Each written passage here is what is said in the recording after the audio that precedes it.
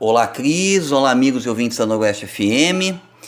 Eu quero, na coluna dessa semana, abordar um ponto que me parece muito importante, que é sobre o papel o papel que as chamadas instituições têm cumprido na aplicação do projeto ultraliberal que retira direitos do povo e que permite que a classe dominante brasileira possa realizar verdadeiro assalto ao patrimônio do Estado. É que na semana passada o STF autorizou o governo Bolsonaro a vender refinarias à Petrobras sem aprovação do Congresso. Imaginem a farra que vai ser de vendas de refinarias da Petrobras por preços muito abaixo do valor de fato que essas refinarias têm e da capacidade de lucro que elas têm para gerar. Essa decisão do STF revela claramente como todas as chamadas instituições da República estão a serviço do projeto ultraliberal de destruição do país. Desde o golpe de 2016, tanto a presidência como o Congresso, a cúpula das Forças Armadas e o Poder Judiciário estão a serviço disso que temos chamado aqui na nossa coluna semanal de políticas de ajuste ultraliberal. O que isso significa? Significa que o objetivo fundamental dessa política ultraliberal é o de aumentar a superexploração do povo para garantir que a classe dominante continue a manter seus privilégios. E que privilégios são esses? É o privilégio de explorar o povo e o país sem qualquer limite. Por isso, ultraliberalismo aqui neste caso.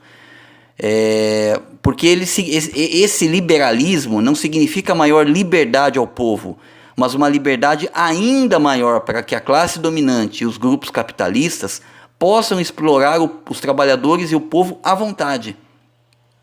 Aqui eu quero dar alguns exemplos de como as chamadas instituições da República não têm nada de republicanas, ou seja, elas não trabalham para o bem comum, para a coisa pública, mas para garantir os privilégios das elites. Privilégios que, vou repetir mais uma vez, é o de poderem explorar o povo e o país à vontade e sem qualquer tipo de limite. Nós temos insistido também aqui nas nossas colunas que um país capitalista como o nosso, todo o funcionamento da sociedade ele está organizado e dirigido para o processo de acumulação de capital. E é nesse sentido que as instituições vão trabalhar para garantir que essa acumulação de capital aconteça. A questão é que, da maneira como o capitalismo está organizado hoje, esse processo de acumulação ele tem um caráter ultraliberal ou neoliberal, se a gente preferir. O que significa que esse processo de acumulação ele acontece sem qualquer, repetimos mais uma vez, sem qualquer tipo de limite ou de regra para garantir os interesses do povo ou para tornar essa exploração dos trabalhadores mais atenuada. Acho que é importante aqui a gente dar alguns exemplos. Nós sabemos o quanto a terceirização é ruim para os trabalhadores. Os terceirizados ganham menos que os trabalhadores da empresa principal, estão sujeitos a condições mais precárias de emprego e são as maiores vítimas dos acidentes de trabalho. Porém, a terceirização ela estava limitada às atividades meio das empresas, como segurança, faxina e refeição.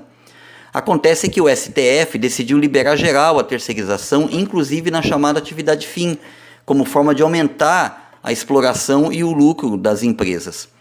O TST, o Tribunal Superior do Trabalho, na recente greve dos Correios, retirou 50 dos 79 direitos históricos conquistados pela categoria.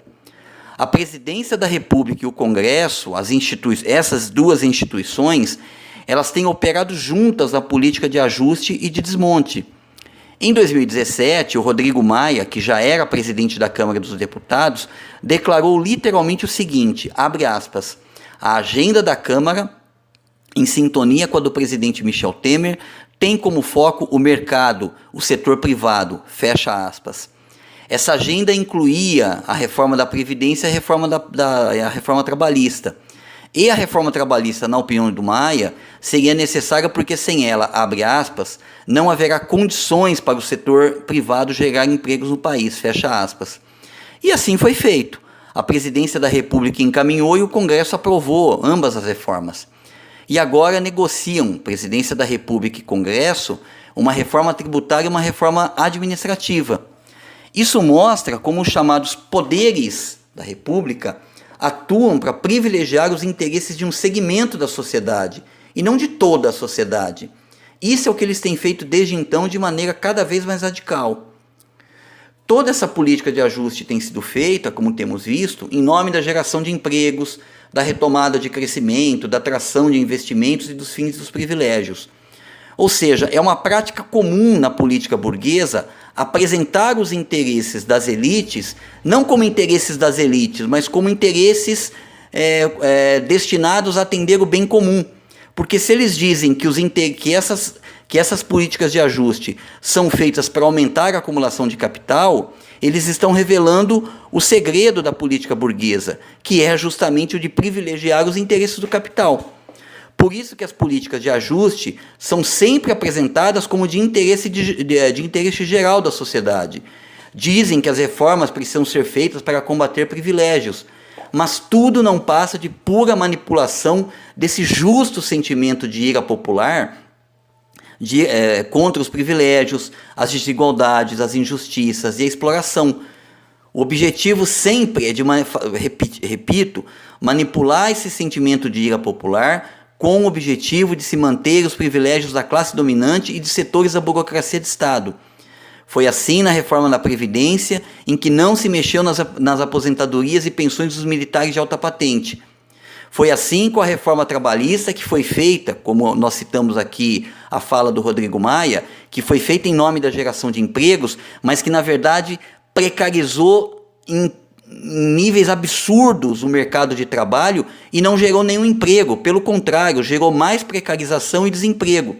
E poderá ser assim também na reforma administrativa, que vai manter os privilégios da alta burocracia do Estado, enquanto vai atacar o funcionalismo público, que recebe menos e que normalmente está ligado aos serviços públicos de maior interesse do povo, como educação e saúde.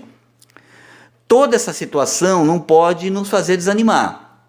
O que elas têm que servir para a gente é de lição, para que em nossa luta nós tenhamos consciência de que a gente só pode, que o povo trabalhador só pode contar exclusivamente com sua própria força, com sua consciência e com sua capacidade de se auto-organizar. Não podemos confiar que algum poder da República virá nos redimir ou nos salvar. Quem salva o povo é o próprio povo.